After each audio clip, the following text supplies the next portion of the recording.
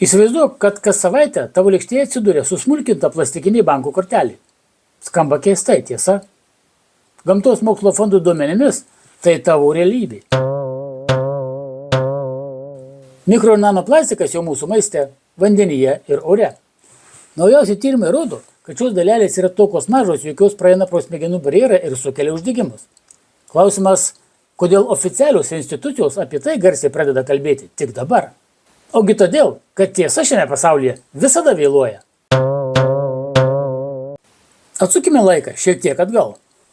20-ajame amžiuje naftos milžinai į benziną dėjo šviną, siaubingą nuodą.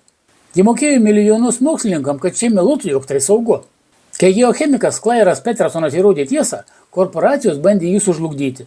Atėmė finansavimą, bandė išmesti iš darbo. Jam prireikė 20 metų, kad švinas būtų uždraustas. Tas pats buvo su tabaku ir cukrumi. Ir šiandien vyksta tas pats. Oficialūs modeliai nespėja su realybė. Vandenynas kaista greičiau neprognozuota, o elninijos srovės elgiasi agresyviai ir griauna visas maisto grandines. Keista, bet alternatyvios organizacijos, tokios kaip Alatra, apie šios klimato lūžius reikia dar prieš 10-metį. Tada jūs vadinu nemoksliškais, o dabar jų išvados tyliai gula į ataskaitą. Šiuolaikinėme pasaulyje tiesos niekas necenzūruoja. Ją labai paprasta sunaikinti, priklijavus bet kokią etiketę. Pamatei žodį sąmokslo teorija ir tavo smegenys automatiškai atmeta informaciją, nors jau jai gali būti 100% tiesos. Todėl dabar daugelis alternatyvių judėjimų keičia retoriką. Jie atsisako emocijų ir perina prie griežto mokslo, kad išgyventų šiame kare.